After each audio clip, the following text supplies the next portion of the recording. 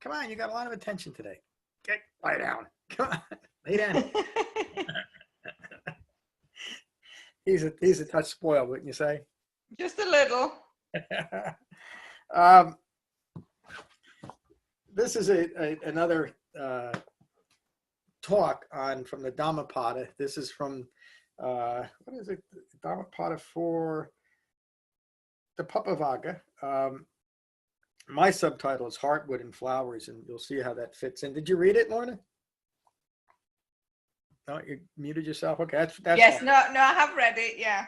Like you say, it's very flowery. I'm rather surprised that the Buddha, referred to things quite like this. But there you go.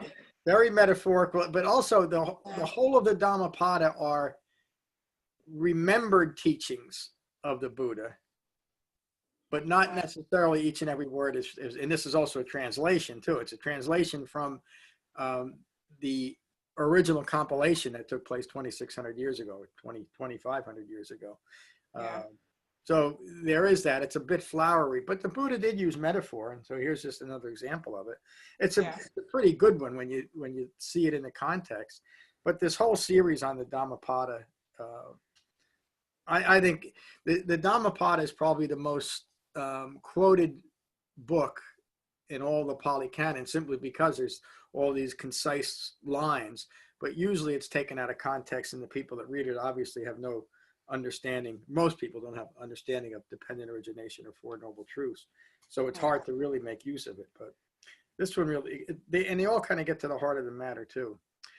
Let me read it. Who will overcome this realm of death with all its gods? And I have to stop right there, because immediately the first line in this chapter, the Buddha is making this correlation of non-physical realms of existence with gods and deities, or as a plane of existence that we should worship deities from, as a realm of death. He's equating it. It's all the same thing, and it's a death rooted in ignorance. In other words, living a life rooted in ignorance is like a living death. Who will overcome this realm of death with all its gods? Who will perfect the well-taught eightfold path of wisdom, as an expert garland maker perfects their floral designs? The well-focused Dhamma practitioner will overcome this realm of death with all its gods. The well-focused Dhamma practitioner will perfect the well-taught eightfold path of wisdom, as an expert garland maker perfects their floral designs. When I read something like that, you've heard me say this 100 times or maybe 1,000 times now, Lorna, it's hard for me to understand how far off base all the adaptations, accommodations, and embellishments that have been made to the Buddha Dhamma have brought us, where there's hardly any mention of the Eightfold Path, the heart of the Dhamma, or the Four Noble Truths, when these were original teachings of an awakened human being. And yet we can understand it because we know the inclination of a mind rooted in ignorance to ignore its own ignorance. So there's even a Buddha in the world giving his teachings. Here they are. And even during the Buddhist time, we didn't want to hear what you need to do is to develop the Eightfold Path. We wanted to adapt it in some way. We're still doing it. And that's why you hear me say it over and over again, because it's so important to keep our focus just on this heartwood of the Dhamma and not try to introduce something else. It's just another distraction. Realizing that form is like foam on the water, a mirage, they deflect Mara's flower-tipped arrows of sensuality and go beyond the grasp of death. That's a long sentence there, but the metaphor of Mara as a mind rooted in ignorance and deflecting the flower-tipped arrow of Mara is what a beautiful metaphor for the danger of giving into sensuality. Flower is a sensuality, but it's really Mara's arrow. It's an arrow that we're shooting at ourselves. Remember, Mara is the metaphor for our own ignorance and a confused and troubled mind rooted in that ignorance. And so we're constantly chasing after these flower-tipped arrows, and we're the ones shooting the arrow. Salata Sutta. Mara directs the person whose mind is distracted towards insatiable craving for flowers of pleasure. A sage seeking alms is like a bee gathering honey. Both sustain themselves with moderation, always harmless. Always mindful of one's own acts, unconcerned with others. The words of those lacking heartwood are like a beautiful flower with no fragrance. It's almost a sad line, isn't it? A beautiful flower with no fragrance. The words of those lacking heartwood are like a beautiful flower with no fragrance.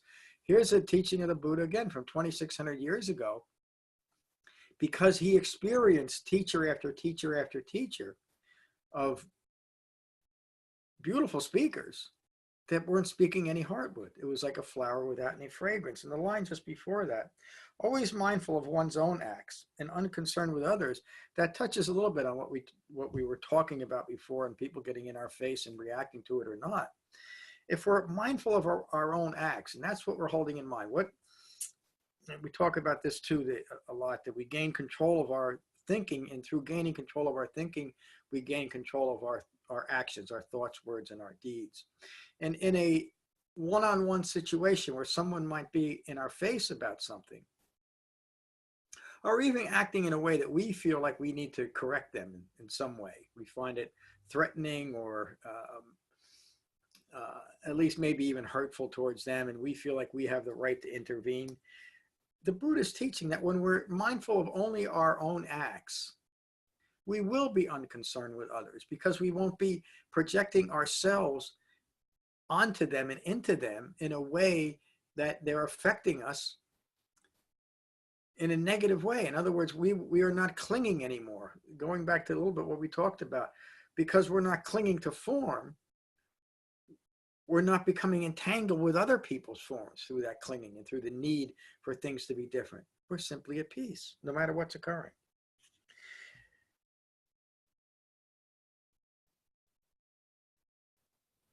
The words of those established in Heartwood are skillful, like a beautiful and fragrant flower. Established in Heartwood, though mortal, one does many good deeds, just as many fine garlands can be made from a heap of flowers. The sweet smell of flowers is lost to the world and to the wind. The fragrance of true virtue pervades all directions. I was thinking a little bit earlier. Let me finish this and I'll make that comment. Of all fragrances, the fragrance of virtue is sweetest. The fragrance of sandalwood and jasmine is faint. The fragrance of virtue touches all. Mara can never distract one from the eightfold path when they abide in refined mindfulness and right view. Again, that's the reason, I know you've heard me say this 1,000 times too, the reason why the Buddha taught an eightfold path as the path to awakening is because it provides the framework and guidance to not be distracted by a mind rooted in ignorance, a mind that is otherwise affected by Mara. A lotus, fragrant and pleasing, grows in a heap of roadside rubbish. Even so, the wise Dhamma practitioner shines resplendent in their wisdom on the rubbish heap of mortals buried in ignorance. What a closing line. Even so, the wise Dhamma practitioner shines resplendent in their wisdom on the rubbish heap of mortals buried in ignorance. That's the end of that chapter.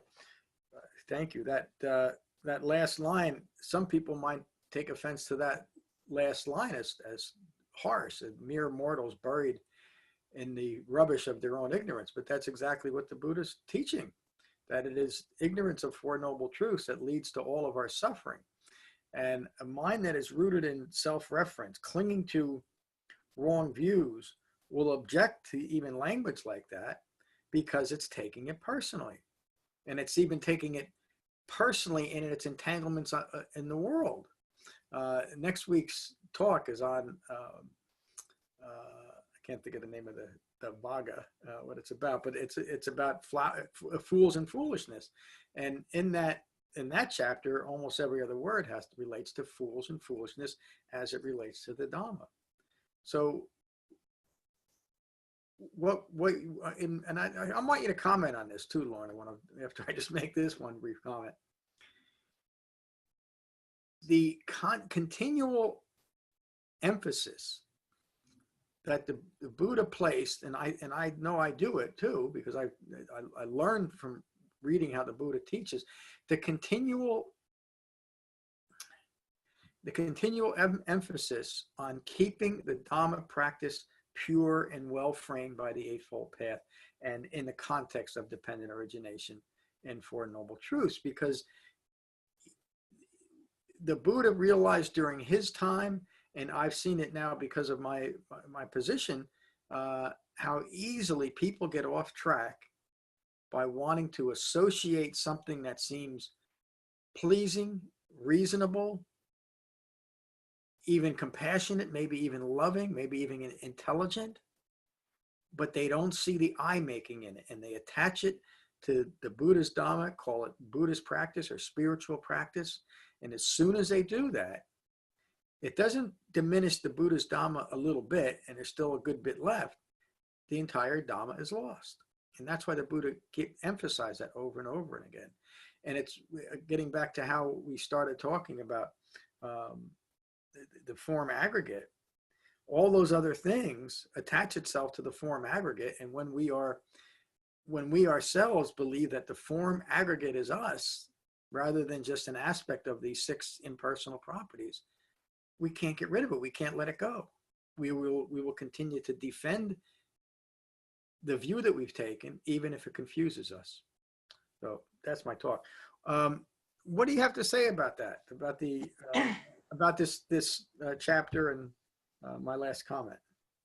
Well, I'll start with your last comment. I know exactly what you mean by trying to keep the Dharma practice pure as the Buddha saw it needed to be kept.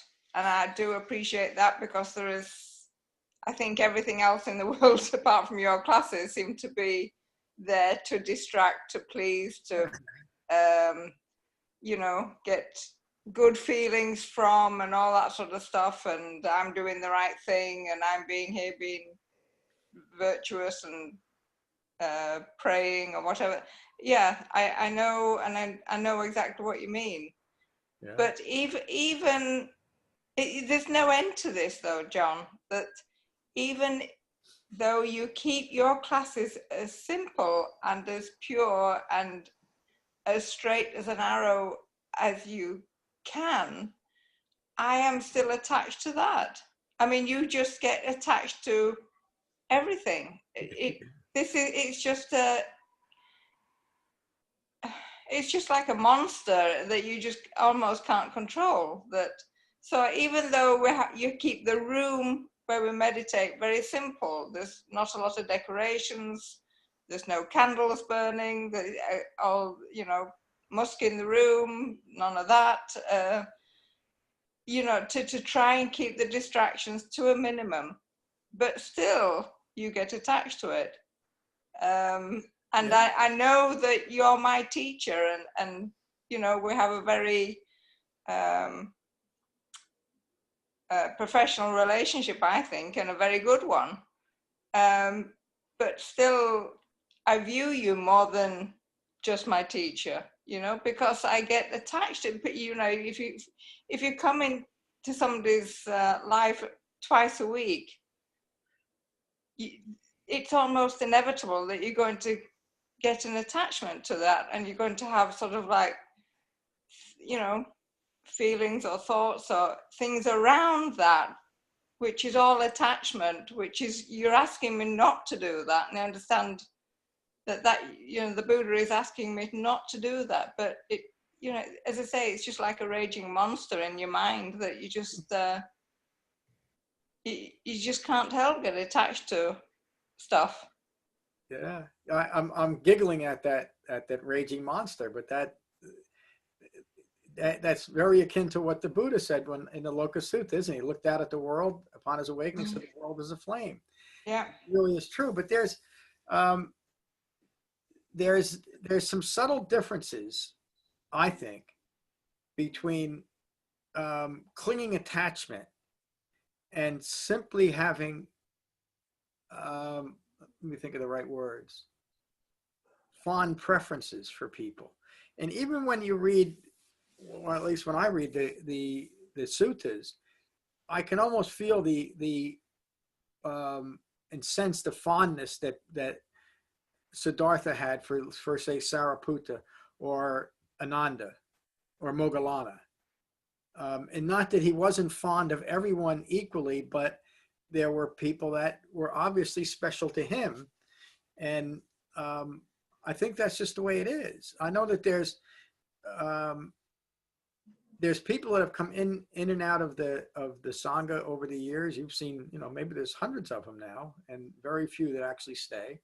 And there's some that I hardly think about, not because they're not important to me. For whatever reason, there was no great impression made.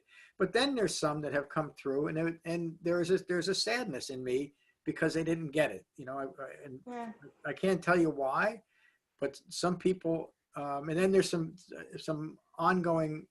You can probably guess who this is, but there's some ongoing relationships with people that used to be a big part of our Sangha, no longer are, and that's just an ongoing disappointment. I make the joke that if you looked up dukkha in a dictionary, you'd see their picture there.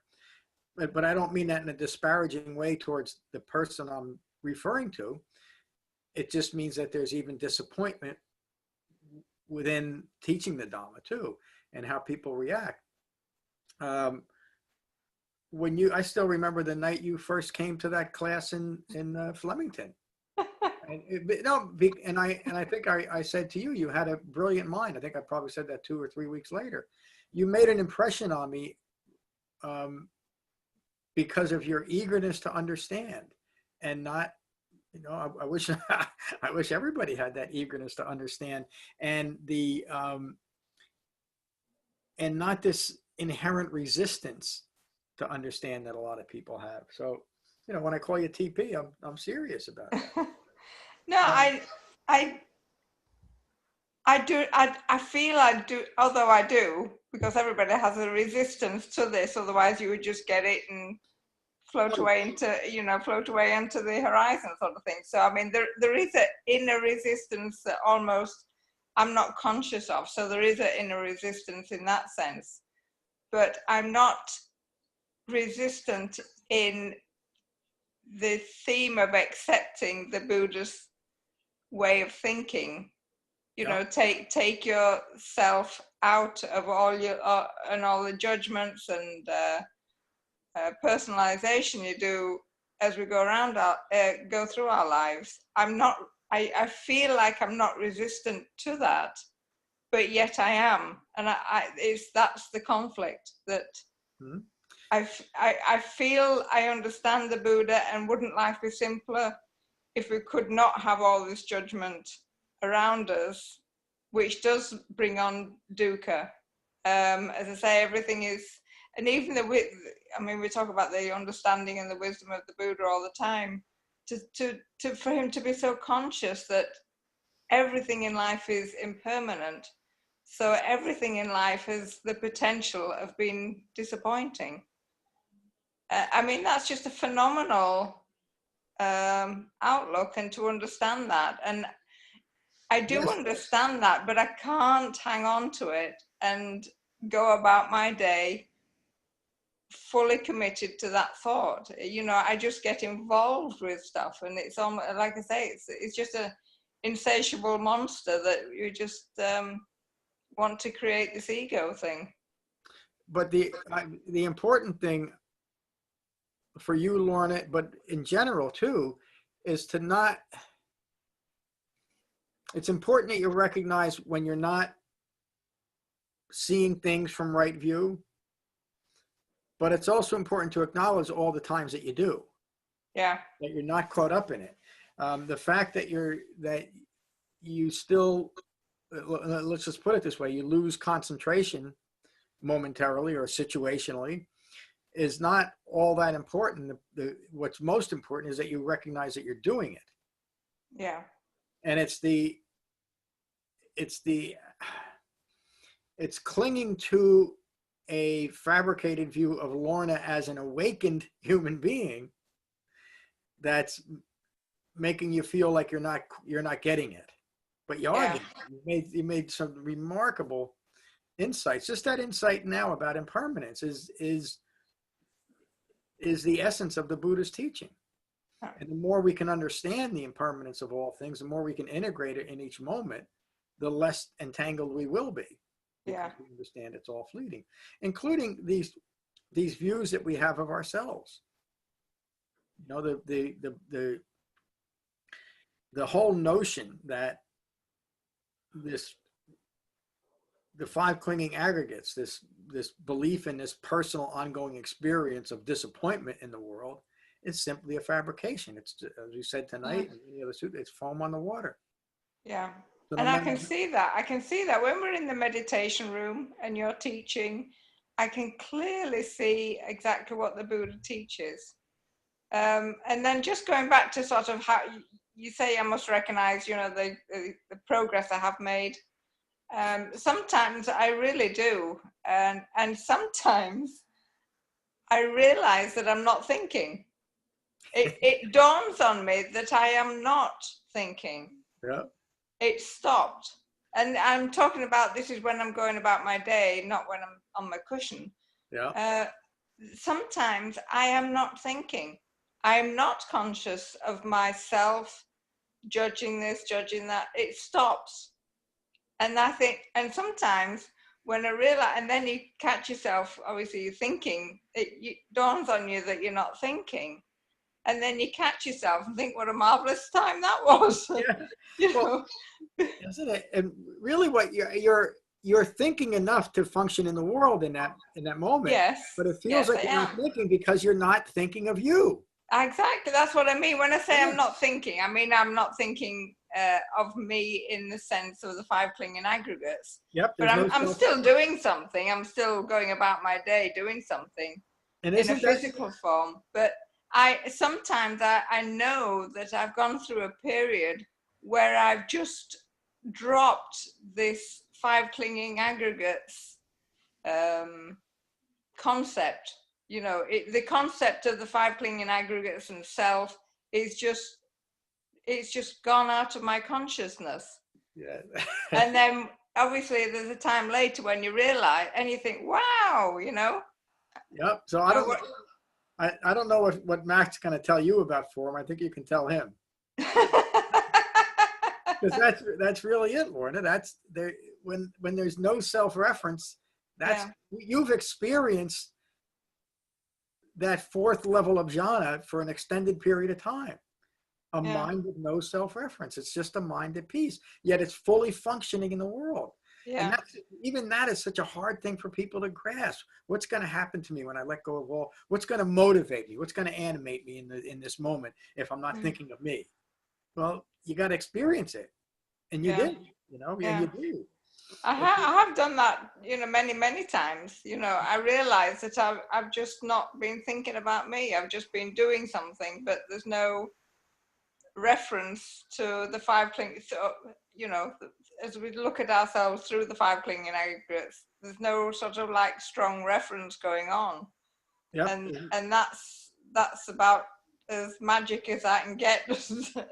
And well, it is magical, and this relates magical in a wonderful sense, not in the, And this relates. All of that is experienced. That feeling of not thinking, the non-self-referential mind, is occurring in a mind united in a body. Yes. It's just not this. You know, it's just not a reference to Lorna. Yeah. Happens to be your name and who you are, and et cetera, et cetera. But it's not Lorna that's doing it. It's just this thing of six properties that is fully mindfully alert of what's occurring. Yeah. It's nothing. It's nothing. Yeah, which is nothing. Yeah. And isn't it marvelous that and those are the significant times of our lives. I was hoping I made this point Thursday night, that the most wonderful thing of developing the Buddha's Dhamma is absolutely nothing. Right? I mean, you really, what it is, it's shedding every wrong view and simply being mindfully alert and aware of what's occurring. Yeah. Not occurring to me, not occurring to you. It's just what's occurring. What a great class. Anyway, we have a snowstorm coming this weekend. I don't know if you... Yeah, I noticed. I think it's supposed to start Saturday night, so we'll likely have class Saturday morning. Okay. I hope we will. Yeah. The problem classes looks like it might be Tuesday, but we'll see. We'll see what happens. Okay. Yeah. I hope not. I hope we. Yes, I hope we. Yeah. Because when we get out of step with these book reviews, it throws us.